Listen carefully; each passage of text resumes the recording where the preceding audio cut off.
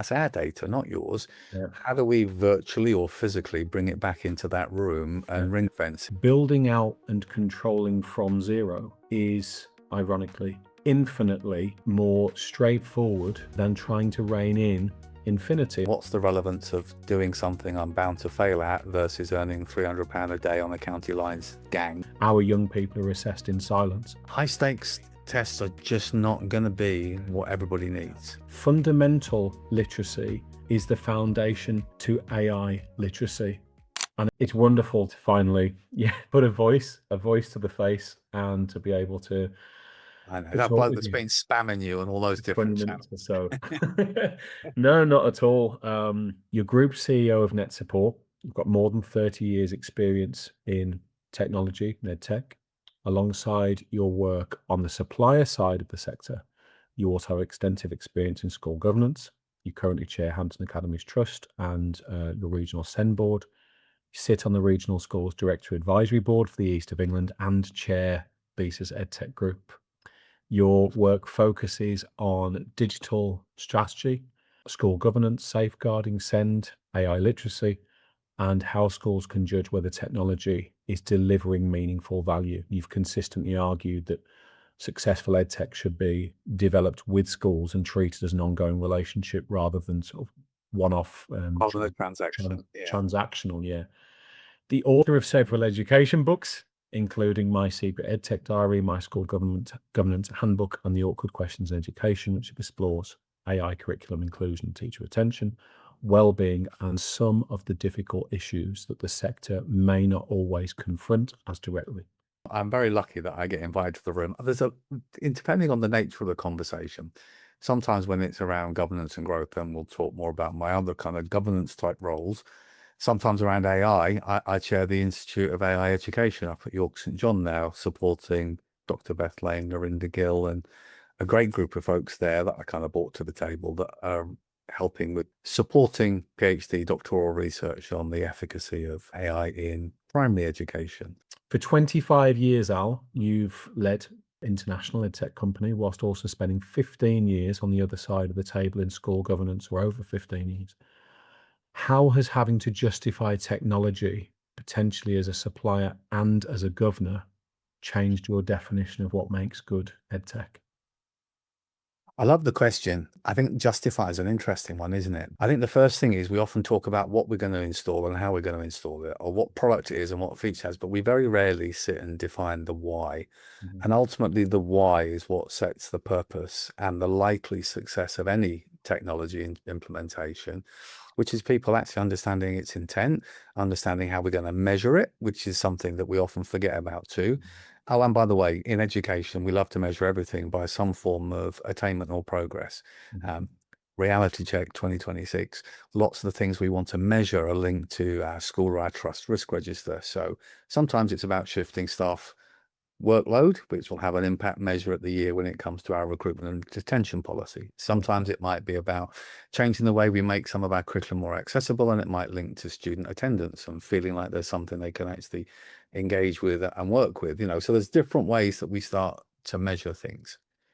I've Yeah. always used a very simplistic answer, Tom, which is when a technology vendor engages with a school, it shouldn't be a transaction. It should be the start of a relationship. Yeah.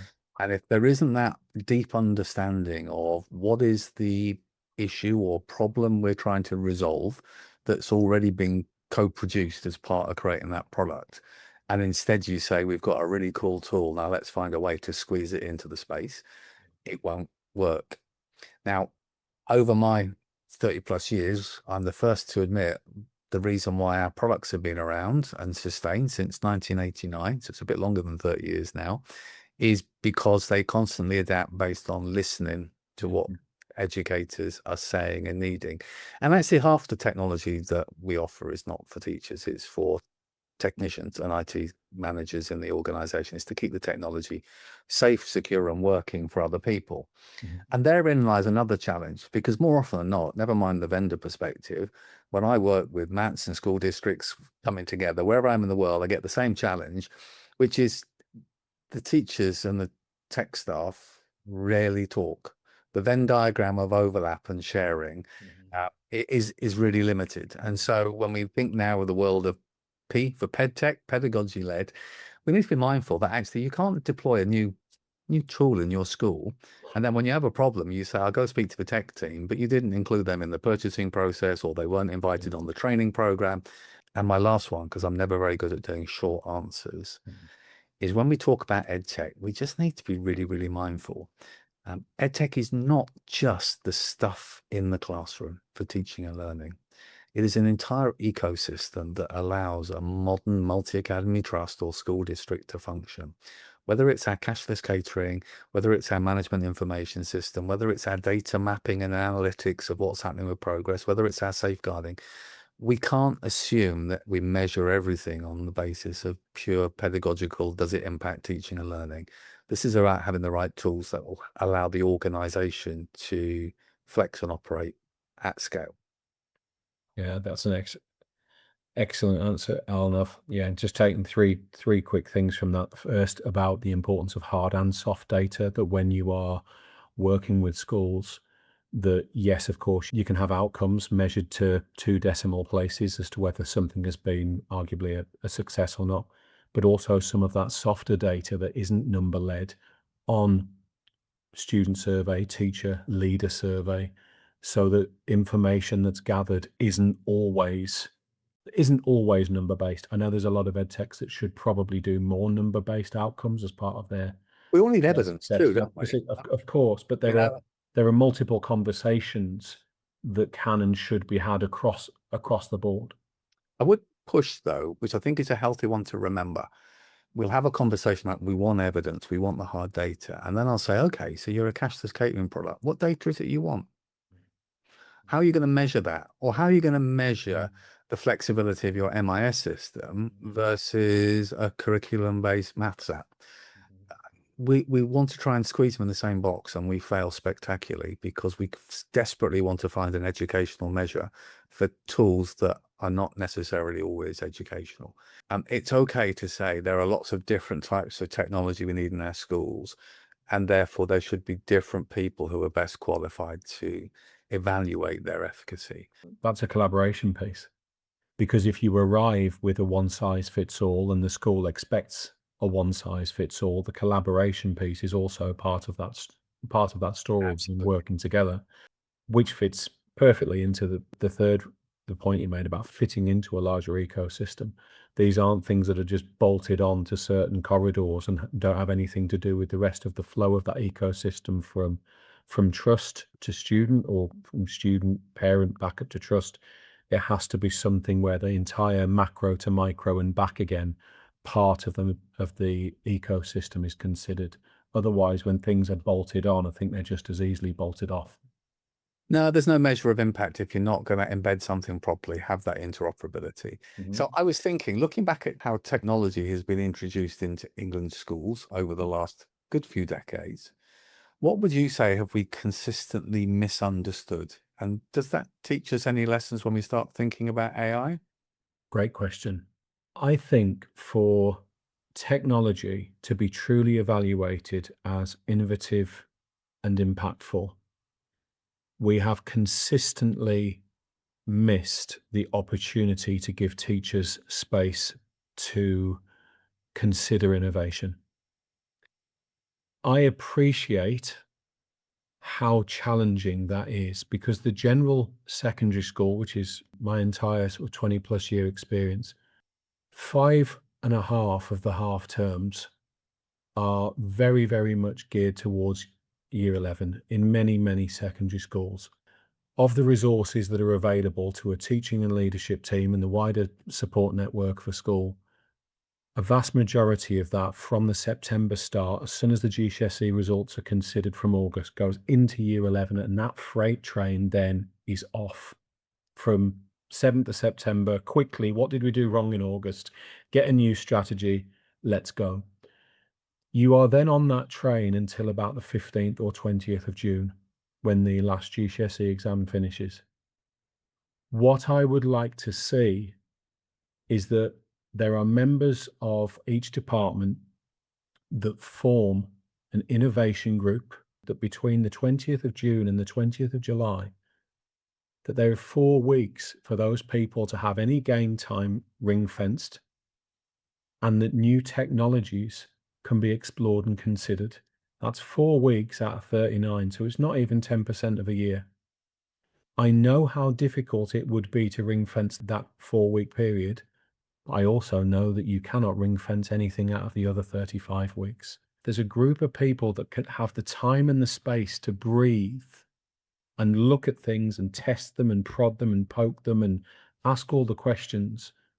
Because if that doesn't happen in that 4-week period, then anything else that comes in as a technology innovation, the teachers have not been given the space to actually make sure that that is embedded and used. So I think a lot of the judgments that potentially come on tech and tech that gets shelved once it's been purchased and never really used isn't the teacher's fault, perhaps isn't even the tech's fault. It's making sure that out of one whole academic year, there is a piece of time that can be ring-fenced to explore innovation. Otherwise, we are expecting innovation to be thrown at that freight train from the 5th of September. I really like your answer. There's lots of little points there. Most of us in our careers find that the resources that allow us to progress and get promotions and get paid more money are actually the micro credentials we do. So we get our level 3 project management, our level 4 AI assessment tool, or whatever it may be, and that allows us to develop forward.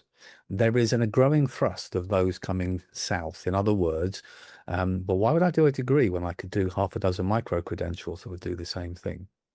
If we suddenly get to the point where we realize the capturing of knowledge and skills in a more equitable package is what employers want to see, and more importantly, is what unlocks people getting jobs and promotions, I think what we'll find is not this all-year race for the high-stakes year 11 exams, but we might go back to thinking like we did during the pandemic, which is perhaps those teacher and center assessed grades are actually more credible, and that our continued assessment of a learner's progress is more meaningful than a high-stakes test. In AI governance and education, you argue that schools need to begin with purpose, people, and policy, not technology itself.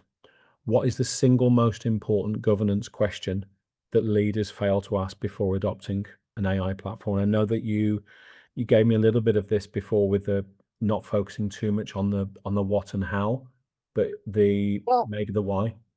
Yeah, why we're looking at this too? What problem we're trying to mitigate? Yeah, there's an element, isn't there, of, well, everyone else is doing it, so we better do it. There used to be a joke about something similar about that in teenage sex. Everybody thought everybody else was doing it. Perhaps one for another day. The point of it, I think, with AI governance is we can't just say because it's been enabled by our Office 365 tenancy or our Google tenancy, we've now got Copilot or Gemini, let's weave it into every lesson, or Canva's now added it, so we're just going to use it. The question has to be, why are we choosing this and what problem are we trying to mitigate? If we're clear on the problem, then we can be really clear about how we evaluate the tool's particular purpose and whether it will mitigate that problem. It becomes clearer from a governance perspective of how we measure what it is we're doing and its impact. Imagine that, for all tools, much like coding in the 80s off the back of a magazine, garbage in, garbage out. If you don't know what you're doing, you're not going to get the quality of output that you expect. But you know what? If we just start with the why, we're not doing too bad a job. I think it's fair to say that AI is evolving at a way faster pace for education than we have the capacity to effectively evaluate it. What should school leaders be confident saying yes to now, and what would you say they should remain cautious about? My sort of favorite use of AI is actually relating to a LinkedIn post that you did from yesterday. It's as a walled garden approach. When the school can actually be in charge of what the AI's knowledge is, we look at that as building out from zero rather than trying to rein in from infinity. I went to a talk from Turing Institute in 2022 that was given by, I can't remember the lady's name. She was their AI lead at BT. And she said, it's fairly straightforward for us. We take all of the documents that a customer might need to have reference to, which for a school might be exam boards, examiners' reports, curriculum documents. And you'd be surprised at how quickly you can get those together. You could probably do that in a day. You then have an AI that you have locally that you say, that's your corpus, that's your knowledge set, you are our assistant, this is what you do. That is a fantastic way to get started with AI for the benefits of having an indefatigable, super intelligent librarian on a knowledge set that you explicitly control and guardrail. Building out and controlling from zero is, ironically, infinitely more straightforward than trying to rein in infinity. And when we think about the models that schools are currently tempted into using for whatever reason that Claude or Google is appearing to have these altruistic attempts at supporting education, those models are capable of doing all sorts of things with video, with imaging, with all of these things in the world that you might not need. And if all that you need is, can we get all of this exam papers, examiners' reports, everything accessible to everybody at the press of a button, much like a super intelligent Control plus F, but with a personality. Starting AI from zero for schools, I think, is a much less daunting and much more appropriate approach than considering how you rein it in from infinity. Isn't it funny? We've been on a journey, Tom, where we had all of the technology in a room with a heater and a fan whirring in our schools. And then we were convinced by the powers to be that make more money as a result, that it was best to put it all in the cloud and we wouldn't need to worry about it. And then suddenly we're now thinking, hang on a minute, that's our data, not yours. Yeah. How do we virtually or physically bring it back into that room and ring fence it? And that idea of sovereign data and AI, I think, is really, really important. You chair Richard Barnes Academy, an alternative provision setting, as well as your regional SEND board. If schools get this right, how can AI improve the experience of pupils in alternative settings who are perhaps currently least well served by the standard system? Quick declaration. I'm no longer the chair at Richard Barnes. I was asked to join actually what was our city's pupil referral unit when Ofsted came and gave a visit and had a load of concerns. And my job was to find it a new home, stay with it a year. Right. And so it's on a journey. But I've chaired alternative provision, specialist provision, the whole heap. And I think there's some really big questions.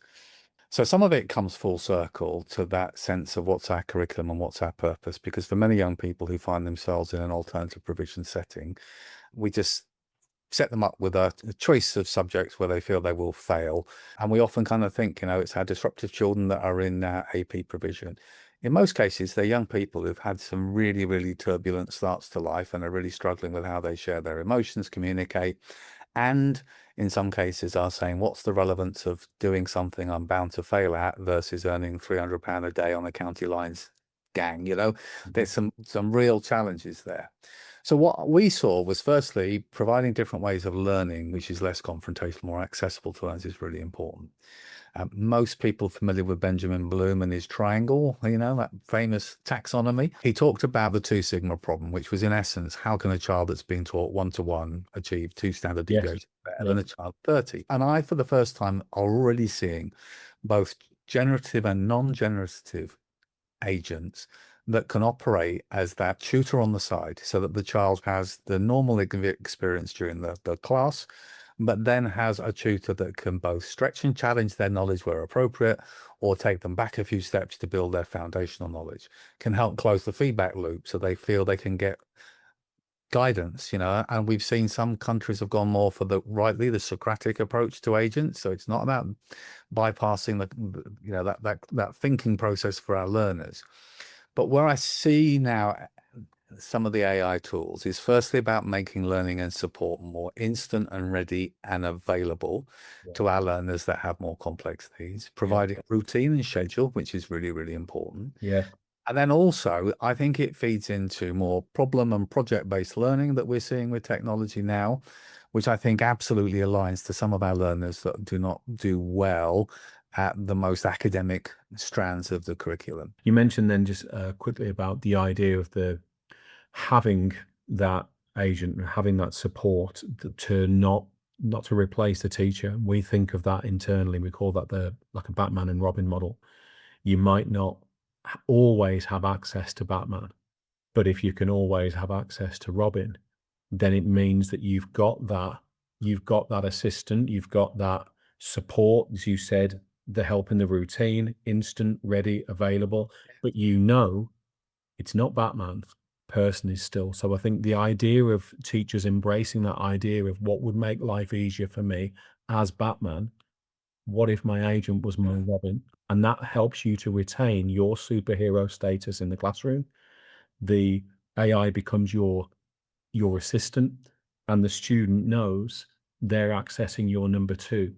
That, and I really like that It's a idea. good model. Yeah, I suspect those listening right now have all got a mental picture of Del Boy and Rodney running through the streets dressed as Batman and Robin.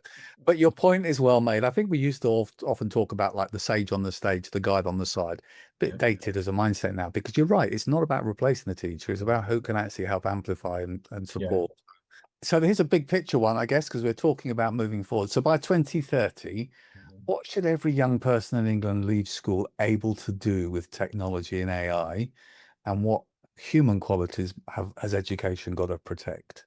I'll be entirely biased on this, from a form of English, from an English leads point of view, and from uh, an EdTech founder and builder's point of view. As the 3 L's go of language, literature, and literacy, literacy is the poorer relation in a secondary setting. That as soon as the secondary setting really starts in year 7, students are then on language and literature pathways with language and literature teachers. And literacy is very often seen as being the thing that you should have done and achieved and ticked off in year 6. It was part of your SATs. It was very important. No one denies that it's important, but it was a foundation that really, hopefully, you now arrive in that you've got.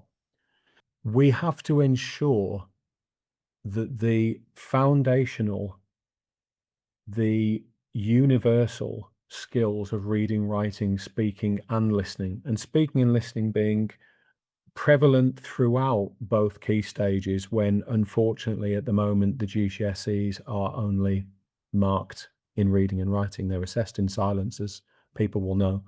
Speaking and listening is a fundamental accreditation needed to access a GCSE, but speaking and listening is in no way part of a GCSE grade. So we're the only country in the world that do that, by the way.